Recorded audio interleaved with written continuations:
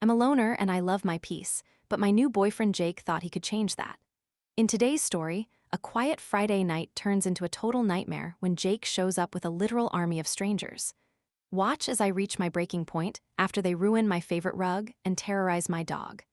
I'm sharing why I decided to kick everyone out on the spot and why being a loner is actually a superpower. Don't let people disrespect your sanctuary. Here's how I took my power back. Subscribe for more stories about standing your ground. I am what people call a loner. That is just a fancy way of saying I like my dog more than I like most people. My house is my favorite place in the whole world. It is small, but it is mine. It is quiet. It smells like vanilla candles and not like other people's sweat or bad jokes. I have a spot on my couch that is shaped exactly like me. I have my books in a certain order. I have my tea in the same mug every night. It is my own little world, and I am the boss of it. I don't go out to clubs. I don't go to big parties where everyone is screaming to be heard. I like the sound of my own thoughts. Most people think that is weird, but I think it is the only way to live without losing your mind. Then I met Jake. He seemed different. He was cute, sure, but he also seemed like he knew how to be quiet. We met at a coffee shop where I was reading a book about old trees. He didn't come over and shout at me. He just sat nearby and eventually asked what I was reading. We talked for a bit, and it was nice. He had a nice smile, and he didn't try to act like a big shot. We started going on dates. We went to movies and had dinner at places where the music wasn't too loud. I thought, hey, maybe this is it. Maybe I found a guy who doesn't want to turn my life into a circus. We had been seeing each other for about a month. It was that stage where things are still shiny and new. You don't know the other person's bad habits yet. You don't know if they chew with their mouth open or if they have weird ideas about how to save the world. I liked him. I really did. I invited him over to my house a few times. He was respectful. He didn't move my stuff. He didn't leave crumbs on my rug. He seemed to get that my house was my sanctuary. I felt safe with him. That was my first mistake. I thought because he was quiet with me, he was a quiet person.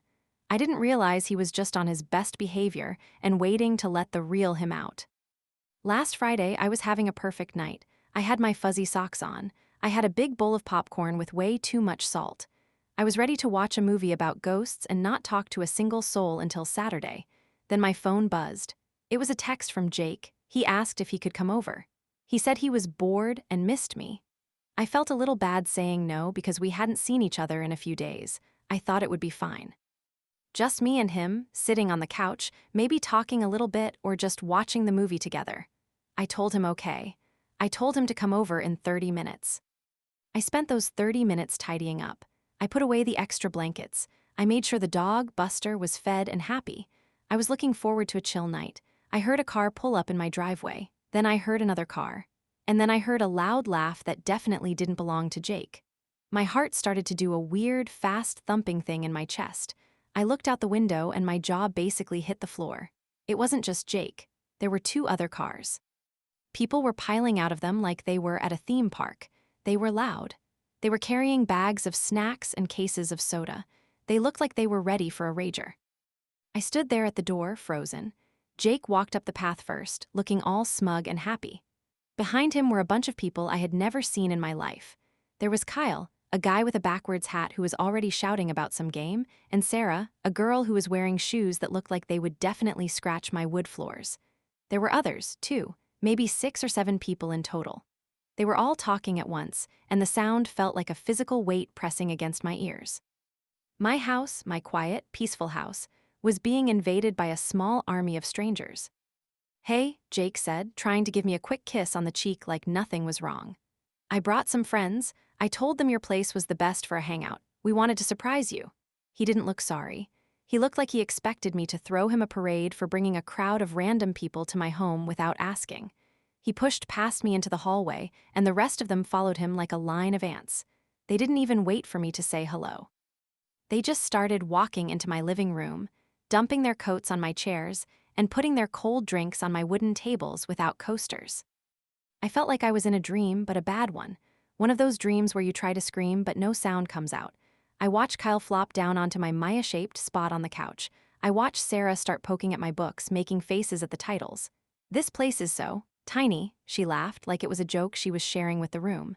"It's so cute, like a dollhouse. Where do you keep the real food?" She headed straight for my kitchen. My kitchen, the place where I have everything in its exact spot. I heard her opening my cabinets, clinking my glasses together. I finally found my voice. It felt small and weak, but I had to say something. I walked over to Jake, who was busy trying to get the TV to work. "What are you doing?" I whispered. I didn't want to make a scene in front of everyone yet, but I was shaking. "You didn't say anyone else was coming. You asked if you could come over. I wasn't prepared for a party, Jake. I don't even know these people." I felt like crying, but I was also so mad that my eyes felt hot. Jake just rolled his eyes. He laughed and patted my shoulder like I was a cranky toddler. "Chill out, babe, it's just a few friends. We're just going to hang for a bit. Don't be such a loner all the time. It's good for you to be social. Look at them, they're having fun. Just relax and have a drink." He turned back to the TV and finally got it to turn on. The volume was way too high. Some sports show was blasting, and Kyle was already cheering and banging his fist on my coffee table. My coffee table that I spent 3 weekends sanding and painting. I went into the kitchen to find Sarah. She had opened a bag of chips and was currently dipping them into a jar of salsa she found in my fridge. She was also standing right over my dog's water bowl, and crumbs were falling into it. Buster was hiding under the kitchen table, looking just as stressed as I was. He hates loud noises. He looked at me with his big, sad eyes, and I felt like a terrible dog mom for letting this happen. I felt like I was failing him and myself at the same time. "Hey," I said to Sarah, trying to be polite but firm, "could you maybe use a plate? I don't want crumbs everywhere." She looked at me like I had just asked her to solve a math problem in her head. She blinked, took another bite, and shrugged. "It's just chips, girl, don't be so uptight. It's a party." She laughed again and walked back into the living room, leaving a trail of salty dust behind her. I stood there staring at my floor. I wanted to grab a vacuum, but I knew that would make me look crazy. The next hour was a total nightmare. More people showed up because apparently Kyle had texted some other guys. My living room was full. People were sitting on the floor, leaning against my walls, and someone even had the nerve to sit on my desk where I keep my laptop. I saw someone pick up a small glass bird that my grandma gave me. They were tossing it back and forth like it was a toy. I ran over and snatched it out of the air. My hands were shaking so hard, I almost dropped it myself. "Please don't touch that," I said, my voice finally getting louder. "Whoa, okay," the guy said, holding up his hands. He was wearing a shirt that said, "Beer me?" He looked at his friends and made a crazy sign near his head. They all laughed. I felt like a stranger in my own home. I felt like I was being bullied in the place where I was supposed to be the most comfortable. I looked for Jake, but he was in the corner, talking and laughing with some guy about a car. He wasn't looking at me. He wasn't checking to see if I was okay. He was having the time of his life, while my life was being stepped on. I went to the bathroom just to breathe for a second. I locked the door and leaned against it. I could hear the music through the walls. I could hear the floorboards creaking. I could hear the loud, fake laughs. I looked in the mirror and my face was bright red. I realized that this wasn't just a mistake by Jake. This was a choice. He knew I was a loner. He knew I liked my peace. He brought these people here because he didn't care about my boundaries. He thought he could fix me, or just ignore what I wanted because his fun was more important than my comfort. I stayed in the bathroom for 10 minutes. When I came out, I saw something that was the final straw. Someone had spilled a red drink on my white rug. Not just a little bit, but a huge, dark stain that looked like a crime scene, and nobody was cleaning it up. They were just standing around it, talking. I saw Kyle's muddy boots right next to the stain. I looked at the couch, and there were wet rings from soda cans on the wood arms. I looked at my dog, who was now trembling under the table. I didn't whisper this time. I walked right to the middle of the room, stood in front of the TV, and I felt this cold, hard calm come over me. It was the kind of calm you get right before you do something big. I looked at Jake, who was finally looking at me with a confused expression. "Turn it off," I said. My voice wasn't shaky anymore. It was like ice. "Turn off the TV. Now." The room went a little bit quiet. A few people stopped talking. Jake looked embarrassed. "Come on, Maya, the game is almost over. Don't be like this." "I am not being like anything," I said, and I made sure everyone could hear me. "I told you to turn it off, and then I want every single one of you to pick up your stuff and get out of my house. Right now, not in 5 minutes. Now." I pointed at the door. I saw Sarah roll her eyes, and Kyle started to say something, but I didn't let him. "I don't know who you are, and I don't care. This is my home, and you were not invited. You are trespassing. Get out." The silence was huge. It was the best sound I had heard all night. Everyone was staring at me like I was a monster that had just grown a second head. Jake stood up, his face turning that same red color mine had been. He looked angry, but he also looked like he was trying to save face in front of his bros. "You're really going to kick everyone out? Over a little mess? You're making a fool of yourself, Maya. This is why you don't have friends." That comment stung, but it also made me realize I was 100% right. If having friends means having people who don't respect me or my home, then I'm glad I don't have them, I said. I walked over to the door and opened it wide.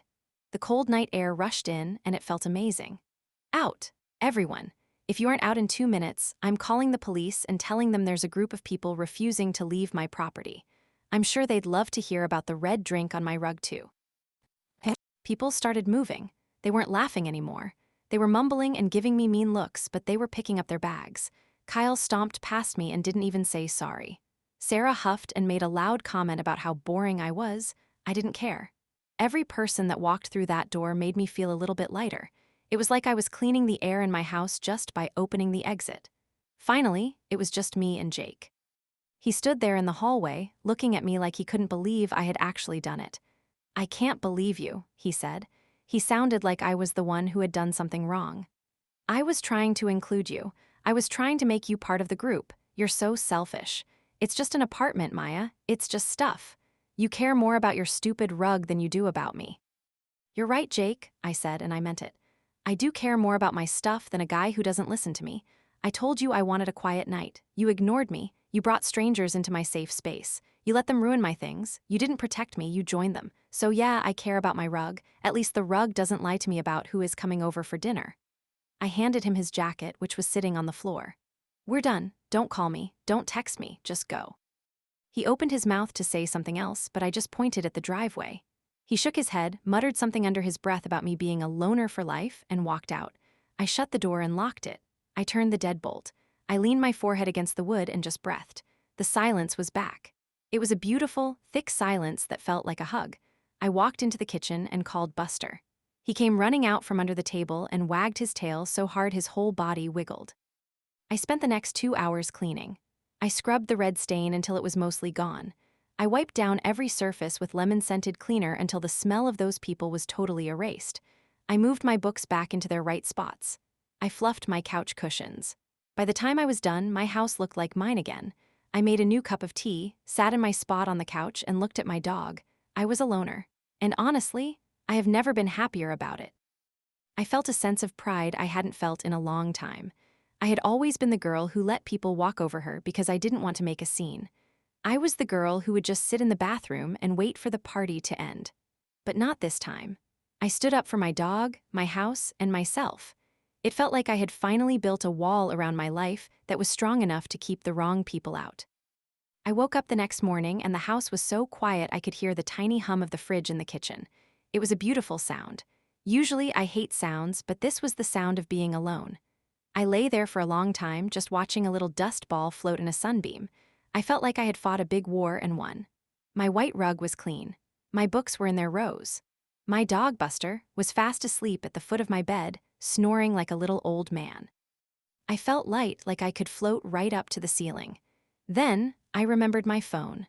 I had turned it off right after I locked the door, and I knew it was probably full of bad words and mean thoughts. I sat up and reached for the phone on my nightstand. I hesitated for a second. It felt like I was holding a small, black snake that was ready to bite me. I pushed the button and waited for it to glow. When it finally buzzed, it didn't just buzz once. It shook in my hand like it was having a fit. Ping, ping, ping, ping. I had 25 missed calls and 42 text messages. Most of them were from Jake, but some were from numbers I didn't even know. I guessed that Kyle or Sarah had given my number to the whole army of people who had been in my living room. The first text from Jake was sent 10 minutes after he left. It said, "Are you serious right now? You really kicked us out." Then 20 minutes later, it got meaner. "You are such a freak. My friends think you are a literal psycho. You embarrassed me in front of everyone. Who does that?" I read through them and I didn't even feel sad. I just felt like I was reading a book about a guy who was really, really bad at being a person. He kept saying I ruined the night. He said he was just trying to help me not be so weird and alone.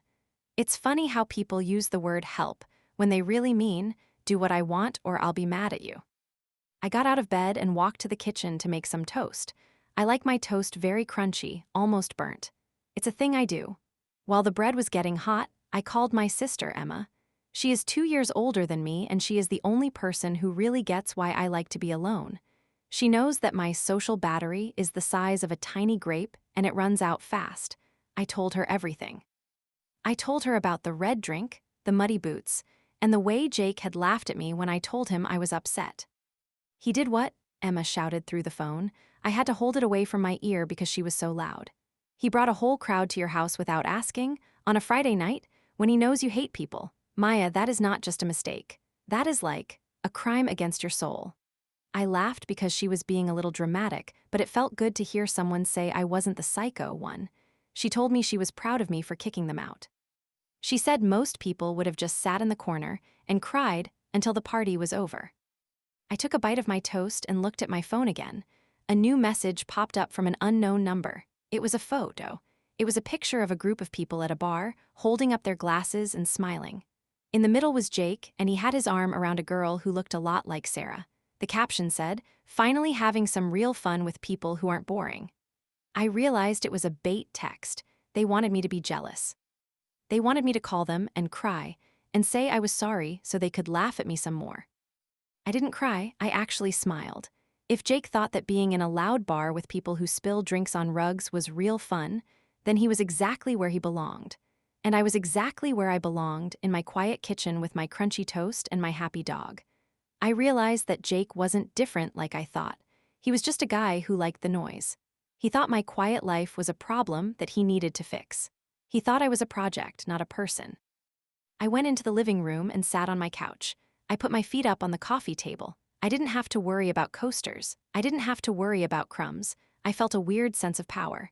I had spent so many years trying to be normal. I had gone to parties where I stood near the wall and looked at my watch every 5 minutes. I had tried to like the things other people liked. But sitting there in the silence, I knew that being a loner wasn't a bad thing.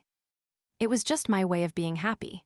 It was like I had a secret world that only I knew the password to. Later that day, I saw that Sarah had posted a video on social media. She had tagged me in it, even though we weren't even friends. The video showed her walking through my house when I wasn't looking. She was filming my bookshelves and laughing. "Look at all these boring books," she said in the video. "Who reads about trees? This girl is so weird." Then the video showed me standing at the door, telling everyone to get out. She had edited it to make me look like I was screaming and losing my mind. The comments were full of people saying things like, "Wow, she's crazy," and "Glad I wasn't there." I felt a tiny sting in my chest when I saw that. Nobody likes being called crazy by a bunch of people they don't even know. But then I looked at my house. It was peaceful. It was mine. I looked at the video again and I saw Kyle in the background, trying to open my fridge with his foot. I saw the mess they were making. I realized that the people in the comments didn't know the truth. They only saw what Sarah wanted them to see. And if they thought that being a good friend meant letting people trash your house, then I didn't want them to like me anyway. I decided to do something I should have done a long time ago. I went through my phone and I deleted every single person who was at my house that night. I blocked Jake. I blocked the unknown numbers. I even blocked a few people who were friends of friends just to be safe. It felt like I was weeding a garden. I was pulling out all the prickly, mean plants so the flowers could grow. When I was done, my phone was quiet. It didn't ping. It didn't buzz. It was just a tool again, not a weapon. That evening, I took Buster for a long walk in the park. The air was cool and the sky was a deep, dark purple. We walked past a group of teenagers who were playing loud music and throwing a ball around. Usually, that kind of noise would make me feel anxious and small. But this time, I just kept walking. I felt like I had a glass bubble around me. They were in their world and I was in mine. I wasn't boring or weird. I was just Maya, and I liked the sound of the wind in the trees more than the sound of a party. When I got home, I did something I hadn't done in a long time. I started a new book. It wasn't about trees this time. It was a story about a girl who lived in a lighthouse all by herself. I sat in my favorite spot on the couch, the one that was shaped just like me. I had my tea. I had my dog. The red stain on the rug was almost invisible now, but I knew it was there. It was a reminder. It was a battle scar from the night I stood my ground. I knew that people would still talk about me. Jake would probably tell everyone for the next 6 months about his crazy ex-girlfriend who kicked him out for no reason. Sarah would probably keep making videos about people she thought were weird. But they didn't matter. They were just noise, and I was finally getting good at turning the volume down. I was 24 years old, and I finally knew that I didn't need a crowd to feel like I was enough. I just needed a quiet house, a good book, and the courage to say no when the world tried to break down my door. I think back to that night and I don't feel angry anymore. I actually feel a little bit thankful. If Jake hadn't brought those people over, I might have stayed with him for a long time. I might have kept trying to be the fun girl he wanted me to be. I would have spent months being tired and stressed and unhappy. He did me a favor by showing me exactly who he was in one big, loud, messy night. He showed me that he didn't deserve a place in my world. And now, my world is exactly the way I want it to be.